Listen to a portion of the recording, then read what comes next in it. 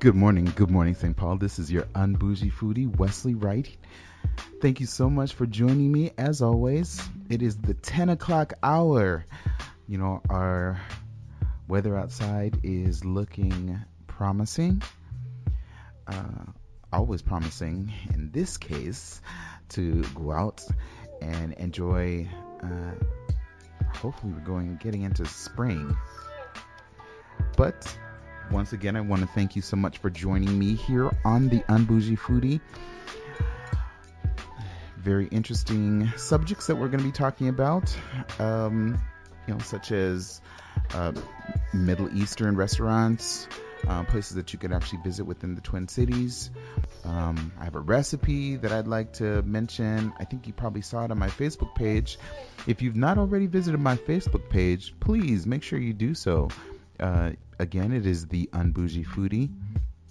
You could also find out information on other social networks, such as Twitter, as well as, Twitter, of course, being at Un-Bougie Foodie, and then Instagram at _Un-Bougie Foodie.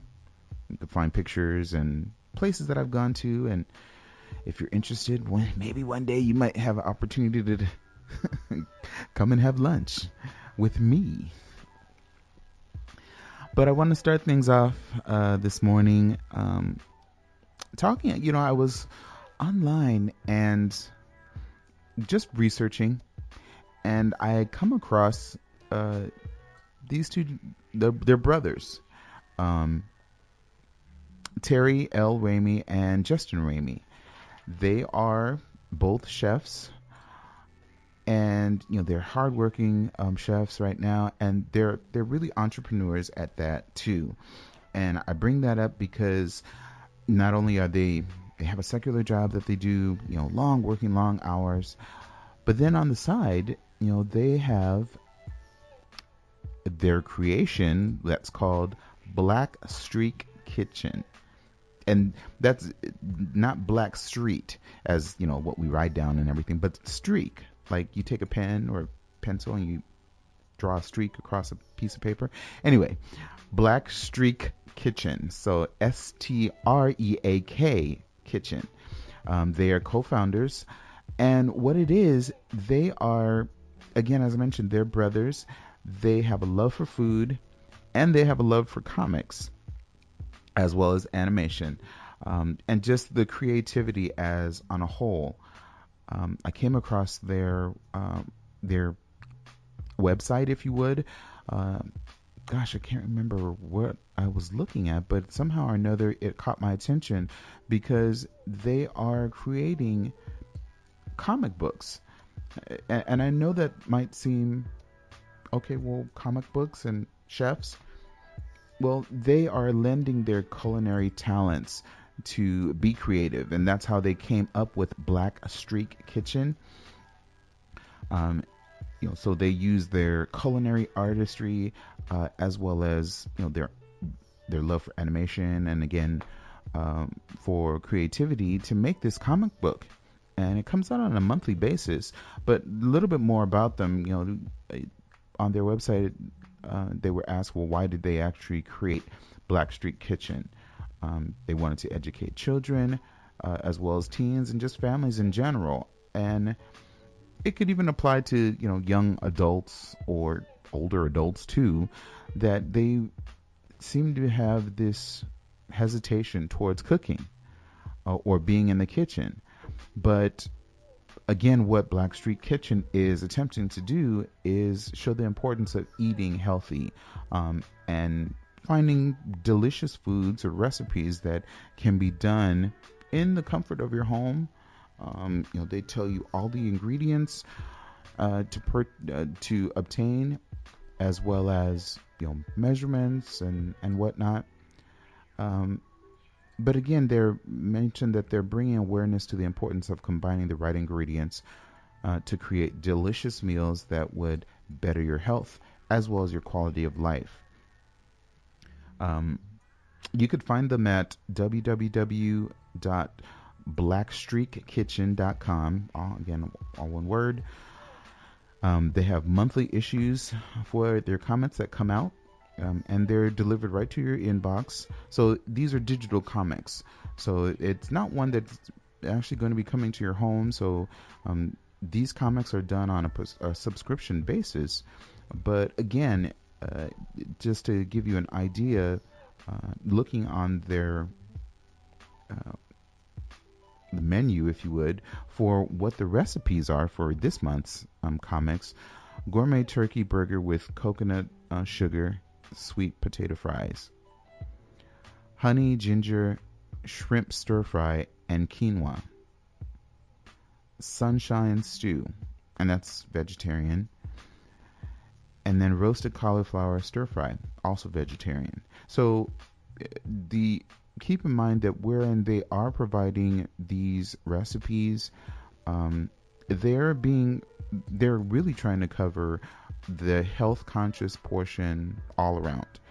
Not only just cooking at home and well, but also a diverse use of culinary artistry. So, you know, if you're not a vegetarian, they have that meals or recipes available for you. And if you are a vegetarian, like the two that I mentioned, sunshine stew and also the roasted cauliflower stir fry, those are both vegetarian. So again, they're not just concentrating on just one type of food. They are trying to, or they're making sure, I should say, that they are being diverse and inclusive when it comes to what type of foods are actually being placed in the comics. So I'll mention a little bit more on how they got their name, but you know, as I mentioned, these are on a subscription basis. You get a comic issue every month, again with 4 recipes, 2 with meat and then 2 vegetarian. And just to give you an idea of what the subscription is, and again, keep in mind, you know, for comics and the work that they're doing, I looked at their website and what they have put together is very it's actually impressive. But the subscriptions for a month by month basis is $5.99, so $6. For a 3-month subscription, it's $17.97. 6 months is $35.94, and then for an entire year is $71.88. So I mean, you are getting, considering that you're getting recipes in your inbox, it gives you an opportunity to, you know, for conveniently getting these recipes, supporting these young men in their endeavors. And then, you know, with your family, you're eating more healthy, you're being creative and showing your children, and even, you know, getting that confidence yourself on cooking more at home. Now, of course, as you know, this is a show about either going out and enjoying good food, maybe at a restaurant, or even going over to a friend's house that's cooked, or cooking at home. It's, again, the Un-Bougie foodie is not just about going out. So that's why I'm bringing articles or items such as this to your attention, so that you have the opportunity to enjoy the food or food in a way that is helpful or pleasing to you. Because maybe, you know, considering budget and finances, not everyone has the opportunity to go out to enjoy a meal. But I kind of diverted away from Blackstreet Kitchen and how they got their name. I want to mention that because I found it was unique, and even they mentioned it too. And I touched on it very briefly. The whole fact that, you know, they like animation and creativity, but they explain how they got their name. It's not only a company about just food and culinary arts, but it's a visual arts. So everyone likes to see the type of food that is being created, especially, you know, when they have a menu or a recipe, excuse me.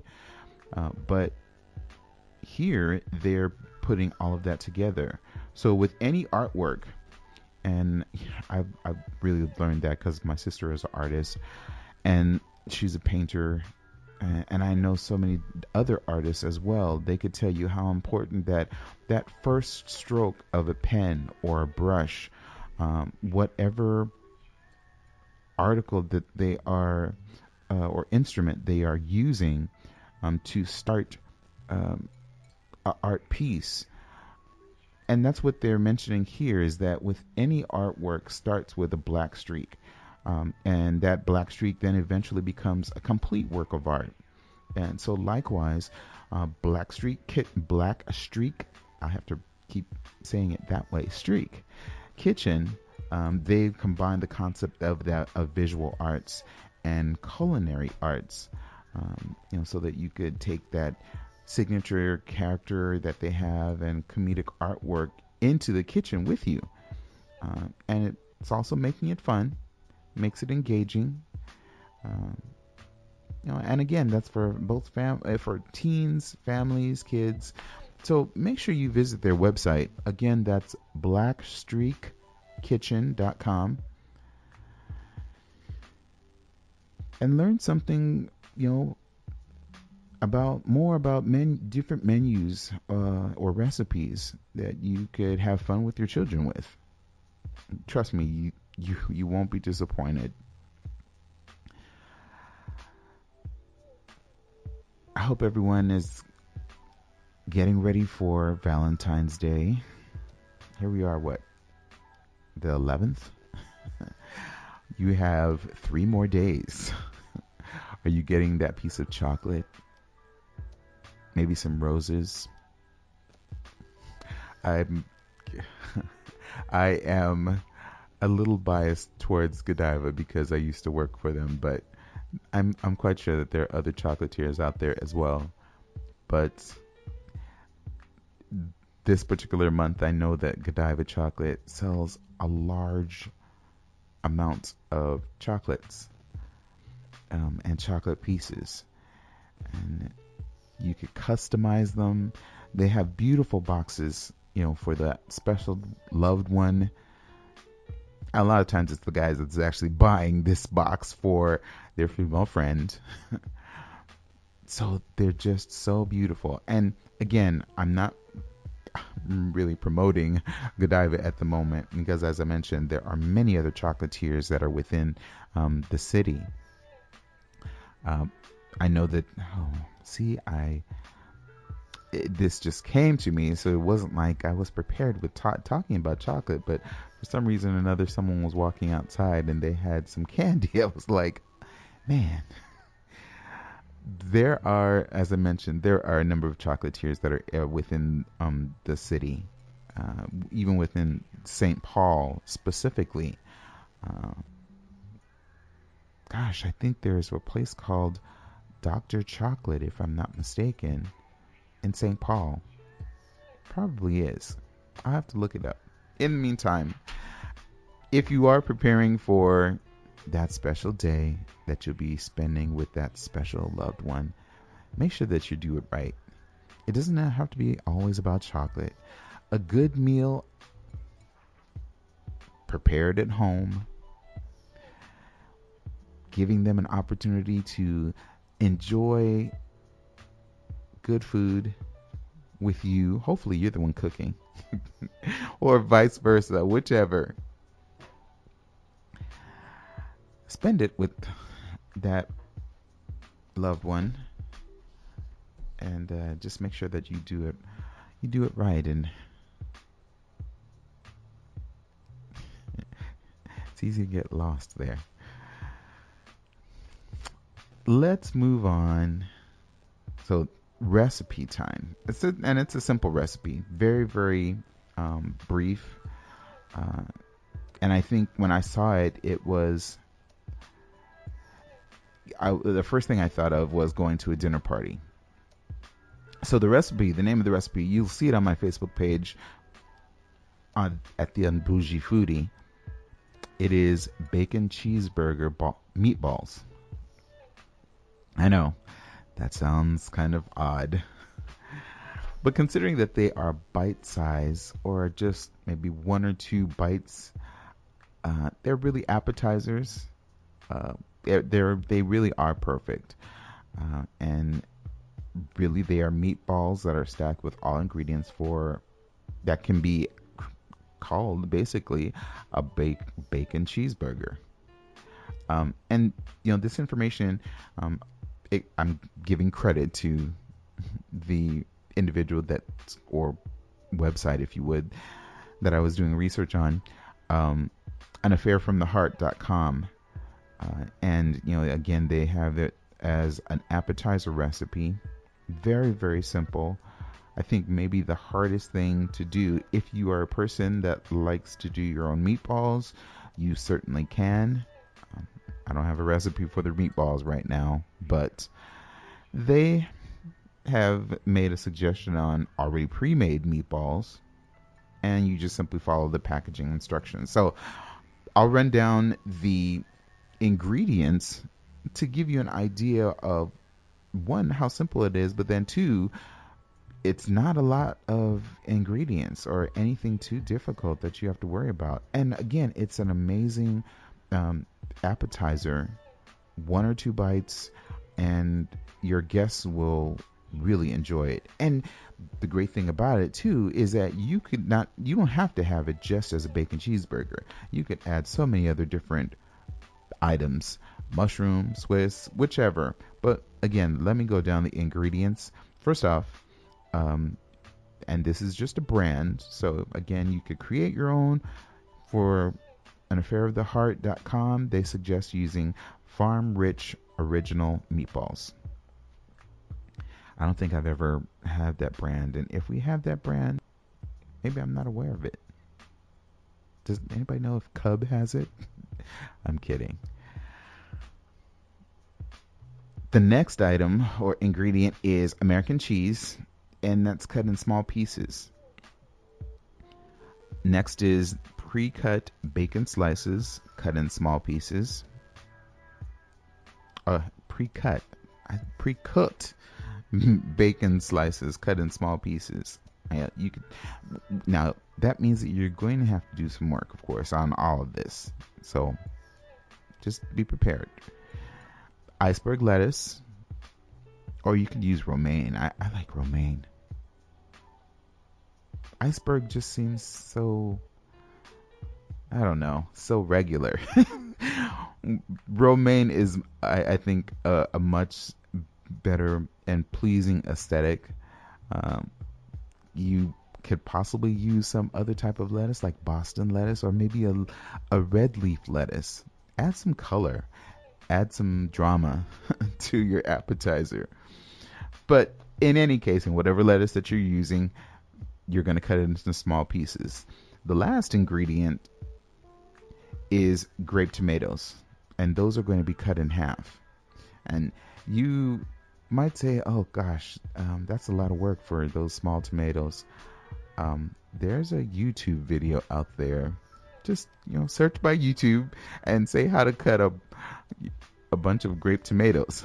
Very simple. I mean, literally, you wash the grapes, you place it in between two plates, and with a very sharp knife. So you have to be skilled with your knife. You have to be very skilled and careful. Certainly, take every precaution. And then just simply slice the grapes. And you could do that with like 5 or 6 at a time, and literally you will be done in no time. So that's not even in the recipe. That's just something on the side that I'm mentioning. So keep that in mind. There are so many different, even with food, DIY things that you could do to get things done in the kitchen very efficiently and effectively.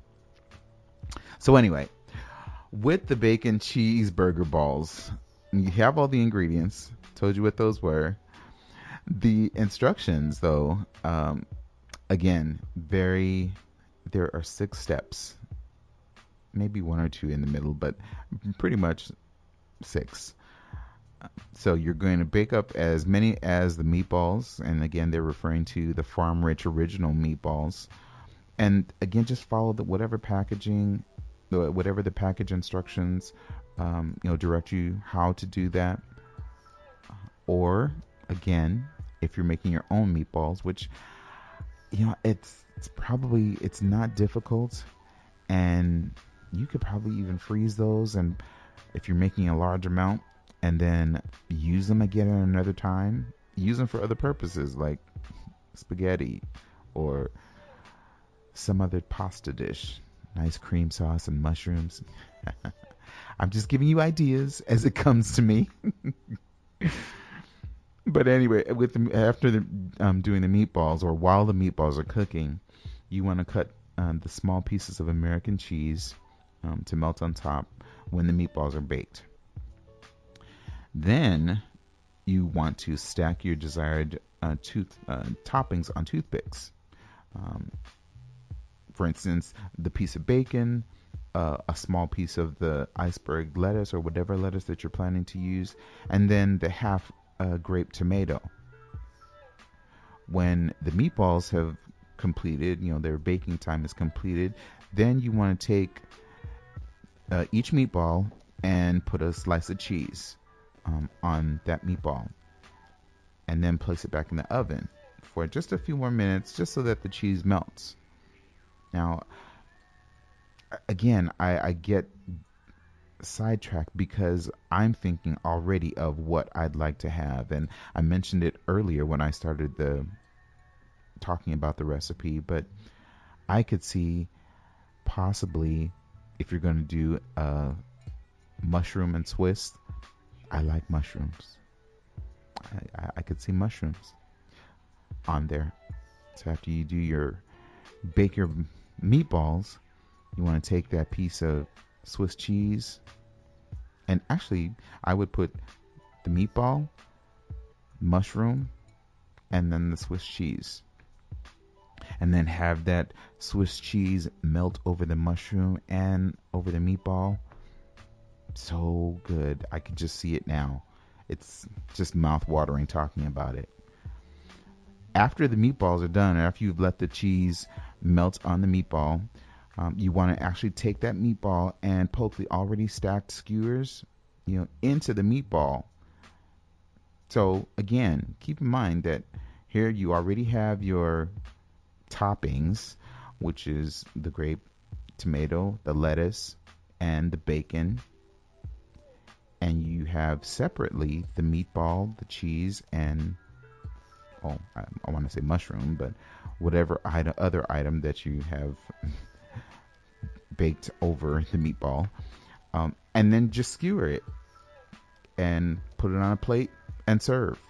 I mean, literally, there's nothing anything extra that you would need to have along with this appetizer. Yes, of course, you could probably add some ketchup or whatever, but you'd hope that with that one or two bites of the meatball, it's juicy enough or tender enough, and that all the different flavors of the other ingredients that you've stacked on it would help heighten that appetizer even more without anything else. Of course, there probably will be someone that says, hey, well, cheeseburger, if it's supposed to be a cheeseburger meatball or bacon cheeseburger meatball, where are the condiments? Where are the mustard and what if I do want to add a little bit? Okay, fine, you could add those too. Just make sure you add them probably in a small dish, so that it makes it so much easier to just pick up the toothpick and just pop it in your mouth. So make sure you're not making it too big. And it does actually say that's the last step actually on the recipe, if you would, is to serve the meatballs with ketchup, mayo, and mustard dipping sauce if desired. I don't think you need to have it. When you look at that picture of the recipe, you'll understand that really I don't think you need to have anything else along with that. But if you feel that you need to, fine. If you make it out there, please take a picture and hey, send it to me. I'd be more than happy to share it on the Un-Bougie Foodie Facebook page.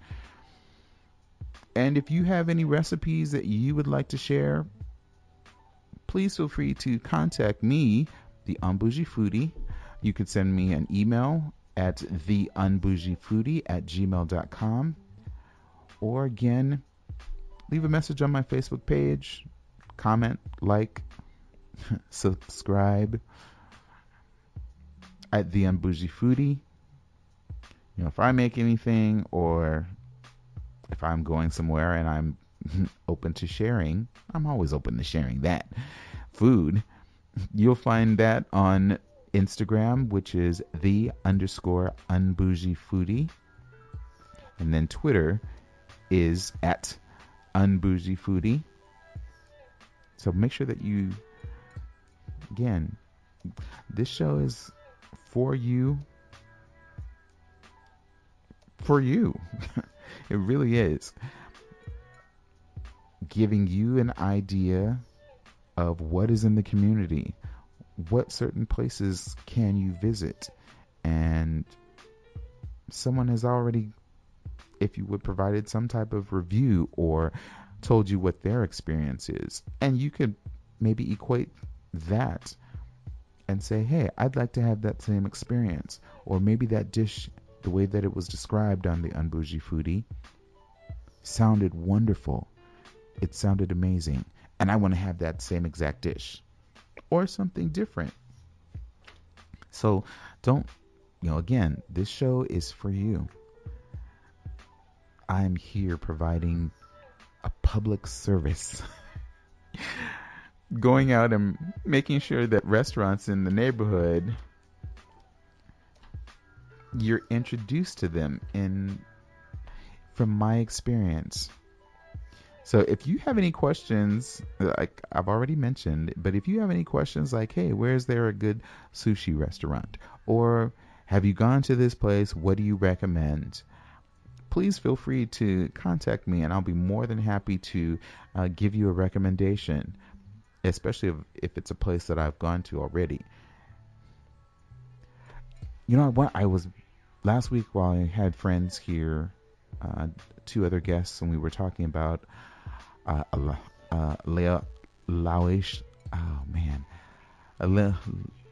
Laotian cuisine. I wanted to mention that it's been 26 weeks that I've been doing the Un-Bougie Foodie. And that has been, to me, it's a milestone. I appreciate WEQY and station manager giving me the opportunity to provide this type of show. I do love talking about food or sharing food experiences with people within the community, friends, family. It really is something that I like to do. So thank you all for listening for as long as you have. I know it's 26 weeks. 26 weeks, it seems to just simply have gone by so quickly. But when you think of it, that's half a year. I mean, we have 52 weeks out of a year. Yeah, 26 weeks, half a year. So I'm saying thank you now because it is, for me, I consider a milestone. When it becomes a year, who knows? There might be something special in the works. 1 year anniversary. If I'm still around, if the show is still around, which I really hope that it is, because I enjoy doing it and enjoy bringing interesting food choices and restaurants and just topics to you, to the community. So again, I just want to say thank you before I continue on with the rest of the show. Otherwise, I wasn't going to forget. I was just going to get into other things and not have an opportunity to really say thank you to all of the listeners in the community, across the city, those that are streaming live. Thank you so much. Again, keep in mind that if you aren't able to hear the show locally through your local radio station or radio, you can actually stream the show live as well by downloading the TuneIn app. And you can do that on any of your mobile devices, whether it be, your mobile devices, your iPad, iPad, and any Android devices. Um, but I also record my shows as well, so that makes it convenient. If you've missed the show, just know that following day or two after the show is aired, it would actually be available on SoundCloud. You just need to find me as the Un-Bougie Foodie. Uh, it is also available on other social media uh, podcasts, such as Stitcher, and I'm working on others, but specifically SoundCloud and Stitcher. Those can you can definitely visit those websites. With Stitcher, being that it is a podcast, you are going to have the opportunity to immediately get that a notification or maybe an email if you're signing up for the RSS feed, and you'll find out that on Stitcher it is called the Un-Bougie Foodie Weekly. So every week there will be a posted feed of my show. So I want to thank Stitcher too in making that available. But yeah, make sure that you're tuning in so that you don't miss out on any of these fun and exciting places and topics that we talk about. So enough about all of that, all of the socialness, social media information has been put out there for you. Let's continue on with the rest of the show. Again, I'm always doing research, and I know that I have talked about in the past a nonprofit organization called Appetite for Change. And you're familiar with Appetite for Change because I've mentioned it in the past. Colin Kaepernick recently donated $25,000 to Appetite for Change. And they were able to use that for a variety of different food needs within the community. But so I go to their website and just try to follow them as best as possible. I mean, they are a nationally recognized, if you would, organization, specifically because these young people, they made a video which just so catchy, and they've been so creative. The organization that they've worked with, it's empowering them to continue on learning about not only business, but about food and eating healthy. And true enough, yes, there are so many different convenient places that you can quickly drive into and get something to eat. But here, the organization is also showing the importance to these young people and within their communities that you can have something such as a garden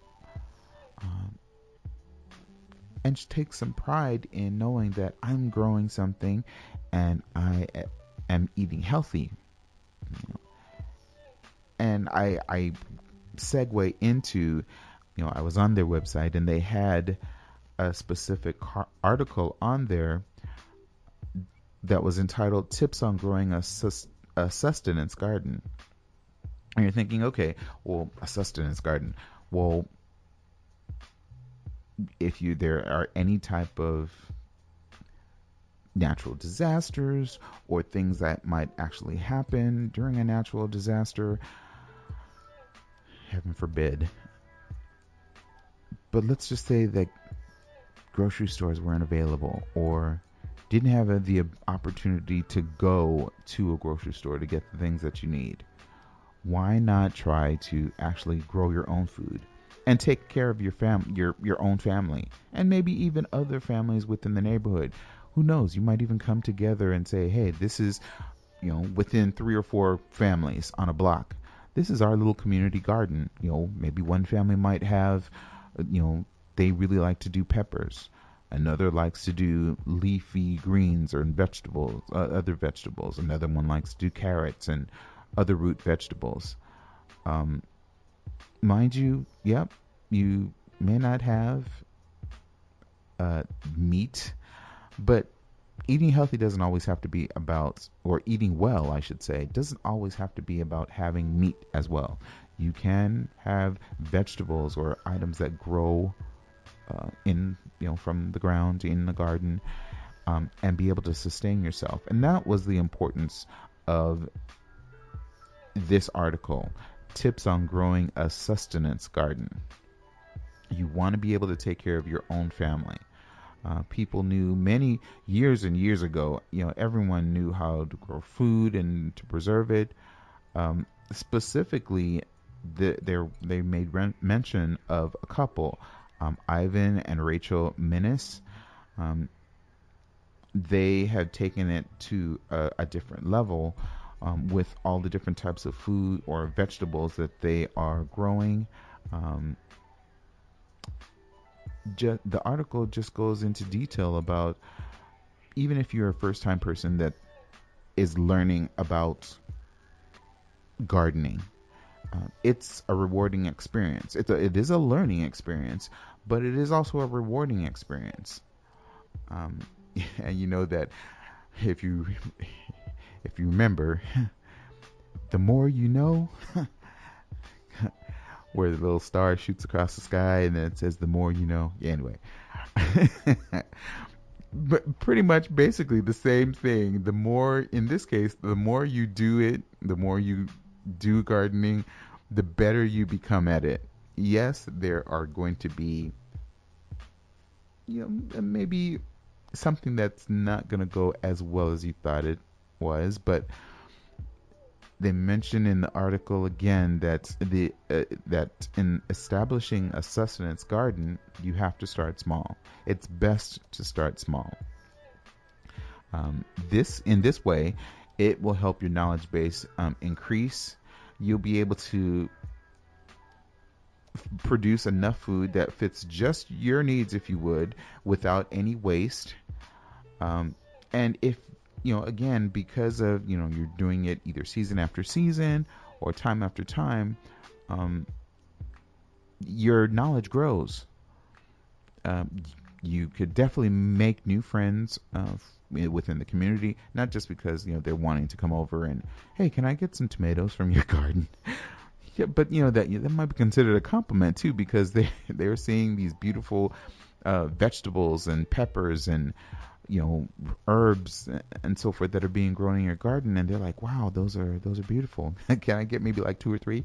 So again, yes, it's for your family, and again, you're trying to sustain life, if you would. But in the event that something should happen, you will have the knowledge and the experience in doing so. The article goes on to say that, casual gardeners, they can enjoy fresh and seasonal vegetables during summer and fall. And as we all know, here in Minnesota, if you are a person that has a garden, or the hardest part is getting through the winter. I am not so blessed, unfortunately, to have a garden. But that's not to say that, because I live in an apartment complex, but that's not to say that you might not be able to grow something within just something small, like some herbs or maybe some peppers or something. Or I've seen some friends, actually, they're growing garlic. I know they're going to have to transfer that, but you never know. You might be able to find a community garden and say, hey, I have some garlic, and would you all be willing to let me just have a little square foot space or something? You never know. But anyway, the casual gardeners, again, don't be afraid of trying the getting out there and getting your hands dirty in the dirt. Again, going back to the article, being self-sufficient, it does take time. You have to be patient, but there are so many different things that if you're not good at one, try something else. Try a root vegetable. Try herbs. Try peppers. Ones that grow above ground, or some type of fruit. So again, you don't have to be just doing one type and get discouraged if it doesn't turn out the way that you'd like. Try a variety of different uh, vegetables, fruits, herbs. Um, Suggestions that they've given were, for instance, smaller fruits such as strawberries, raspberries. Those are easy to grow.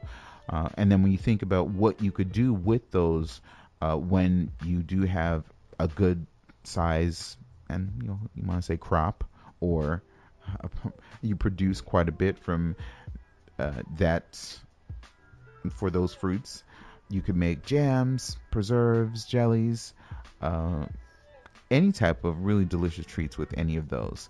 Um, there are root vegetables, rutabaga, uh, carrots, potatoes, onions. So again, you have such a wide variety of different things that you could actually choose from. And again, keep in mind, you don't need a huge or acres of land, or there are some friends that I know that are in Minneapolis. They use like their front yard, or just it's like a pallet size. So a pallet size is not a pallet. Is not that huge, not that large. That is about the size that they use for their garden, and they're growing, vegetables that they, if anything, the only thing that they have to go to the grocery store, if they really truly want it, is meat. And then they probably go to a great butcher that gives up a great price. But the fact that you're able to grow your own vegetables at home, yeah, why not? So, again, those are just some ideas and some thoughts that, if you're ever interested in growing your own or having a sustenance garden, do a bit more research, and I could definitely provide more information on that, and place that on the Un-Bougie Foodie and notes, if you're interested in more information. But certainly, be creative. Get out there and talk. You never know who in your neighborhood you might be able to collaborate with and work with, and they might just be waiting for someone to work with and share a garden with or create a garden with. You never know. The Un-Bougie Foodie is all about sharing food with people anyway, so I'm always going to suggest that. It's not always about going out. As much as I don't mind going out and eating alone, I'd really prefer sharing it with friends, or letting friends be there, so that I could get everybody's opinion and thoughts, and it's not just my review, if you would, of the experience, or hearing what my experience is, but others that have appreciated or let me know what their experience is, at a restaurant or at a friend's house eating food. The last topic I actually want to talk about, wow, gosh, maybe because I'm talking a lot. The last thing that I want to mention, or topic I want to touch on today, I talked about it at the top of the hour, is 5 Middle Eastern restaurants to visit or to go to in the Twin Cities. There, I am in the upcoming weeks. I'm actually going to be going to, I think, a Persian restaurant, or it's, I'd say, more of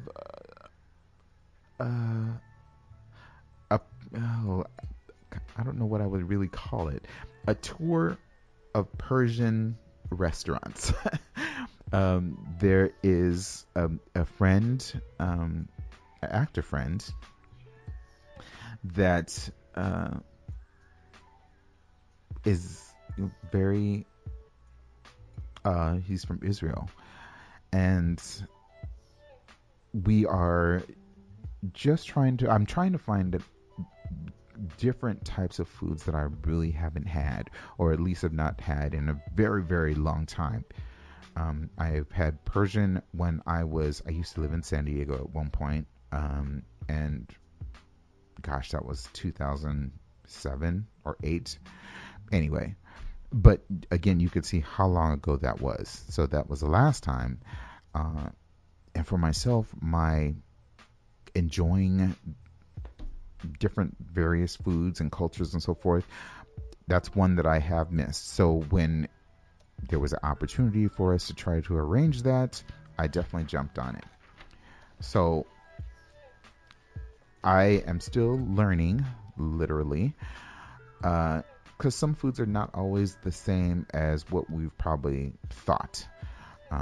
Middle Eastern may not be the same as Persian. Just like I've learned that Laotian cuisine is not the same as Thai, though very similar. So it's possible that Middle Eastern and Persian might be similar, but they are not the same because of the different types of the way the preparation is, or how the cuisine is prepared, spices possibly. That's what I'm saying. So I'm really looking forward to it, and he will be able to help give us ideas of the differences between. But for right now, and I just mentioned that only because I equated the Persian to Middle Eastern. Again, not saying that it is the same, but again, it's all a learning experience for all of us. First one I want to talk about, though, again, 5 Middle Eastern restaurants to visit in the Twin Cities. Again, this will be going across, St. Paul, Minneapolis, other areas of the Twin Cities too. So keep an open mind, and again, we'll just be mentioning them. First place, the first one is Mimi's Cafe. Mims. I want to say Mimi's. Mims Cafe. Mims Cafe is located at 1535 Cleveland Avenue. That's Cleveland Avenue North, in St. Paul. They offer kebabs, hummus, and I've not had turmeric rice, but looking at this food is like, okay, I'm ready to actually visit there today. But yeah, it's how to describe it so that you get a feeling of what it is like. They use a lot of fragrance in their cuisines. Cumin, turmeric, but this isn't everything that's being mixed in with whether they're doing kebabs, they're doing, and I've not had this before, but shawarma. So I've got it. And what it is, shawarma is shaved beef that's grilled with peppers and onions. And if I have had it, it's probably something different. But anyway, first time being here in Minneapolis, I heard the word shawarma. I didn't know what it was, and someone had to explain it to me. But it is a tasty dish, from what I understand. And I believe they've even had it at the state fair at one point. I think I remember seeing it, and never got a chance to taste it. But they offer flatbreads, and the shawarma is provided on the flatbread, and the additional dipping sauces that they offer, along with hummus, and it's really light, really fluffy.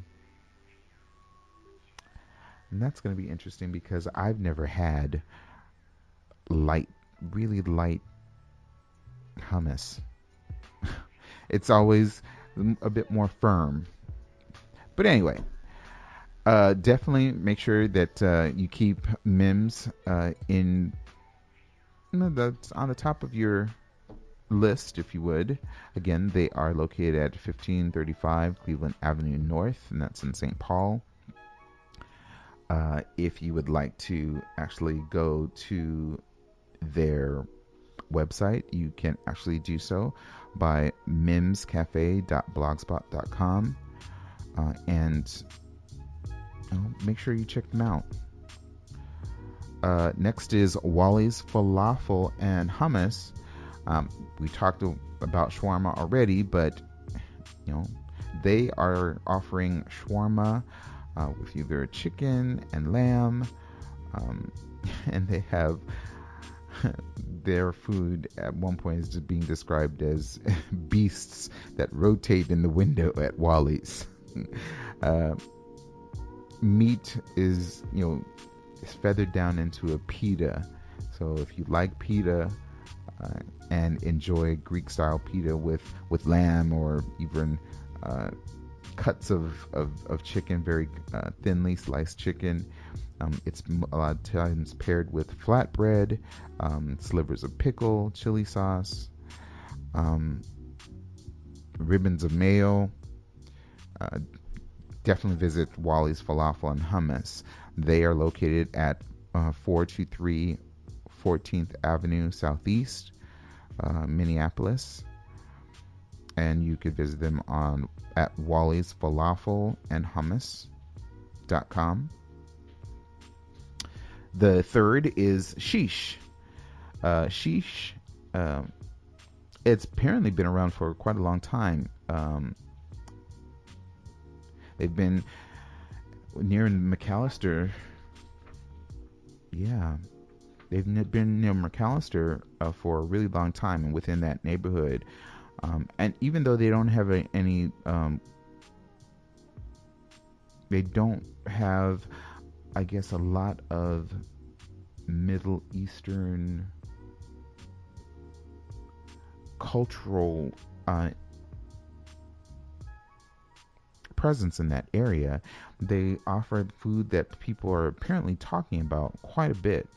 So like with the others that we're also referring to, they offer pita, but shawarma, they do some for breakfast, or if you would, they offer sunny side up eggs in tomato sauce that's good with peppers, and dollops of feta cheese, and I think that's called oh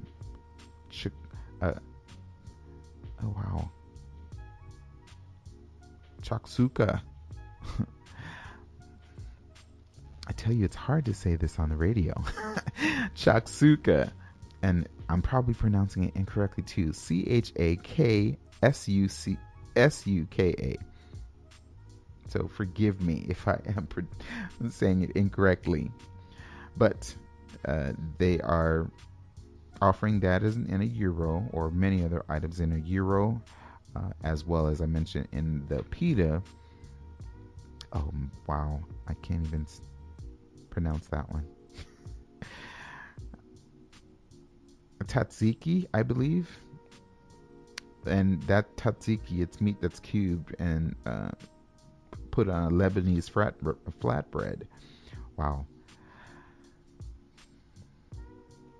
I will definitely have to seek more into understanding the pronunciation. So Sheesh is located at 1668 Grand Avenue in St. Paul. If you're to visit their website, please go to sheeshongrand.com. The next, I think number 4, is Big Marina Deli. Taking, and it's funny because they indicated taking the yuck factor out of the buffet. Marina Deli, they offer favorites, both old and new. So, wow. There's rice, of course, that they offer with their gyros. Baklava. I haven't had baklava, and I'm not sure if anyone else has had it. I know it's like a pastry. Gosh, I'm looking at these different items and so forth, and thinking I don't remember having any of these before, but purple dolmada, or there's that Caribbean accent coming out. Trying to putting accents where they shouldn't be. But they offer roast chicken, and surprisingly, with American style flair, at a Mediterranean or Middle Eastern, excuse me, Middle Eastern restaurant, roast chicken, mac and cheese. That's interesting. But it is a place also where you're able to build your own gyro. So big marinas, they are open 365 days a year. Tuesdays, kids eat free. They are located in Columbia Heights, and the address is 4755 Central Avenue. Again, Northeast Columbia Heights. If you're interested in going to their website, bigmarinagrillanddeli.com. And then the last and final is Holy Land. Holy Land, they've been getting notoriety from Oprah and so many other different places. I mean, different food articles. They've been listed within Minneapolis St. Paul magazine, definitely in City Pages and in Eater. They offer, again, great Middle Eastern and Mediterranean food, wood roasted kebabs and rotisserie or tandoori fired meat. And of course, they do gyros. And it says try Bulgarian feta by the pound. Wow. Interesting. At all of these places, I'm quite sure, because I'm so interested in finding out more about each one of, in this case, Middle Eastern. I could spend all day. And at one point, one of these articles does state that you literally can spend a day going from counter to counter at each one of these restaurants and taste all these different flavors and so forth. But they are located at 2513 Central Avenue Northeast in Minneapolis. To visit their website, please go to holylandbrand.com. And certainly make sure that you take a visit to all of those places. I know I will. Summer's coming up. I'm telling you, people, get ready. We are going to be experiencing quite a bit of enjoyment with food truck rallies that are coming up, and other new food venues that are going to be appearing and popping up, aside from the ones that are already, getting their grand openings and so forth. Revival, Lexington. I'll be telling you a whole lot more, giving you a whole lot more information on others. But we are at the top of the hour. Thank you all so much, as always, for joining me, the Un-Bougie Foodie. As always, I want to thank you for tuning in to WEQY 104.7, the voice of the East Side. As I end my show, as always, I want to encourage you never to let anyone tell you what kind of foodie to be, because really, it is all about the food. Until next time, take care.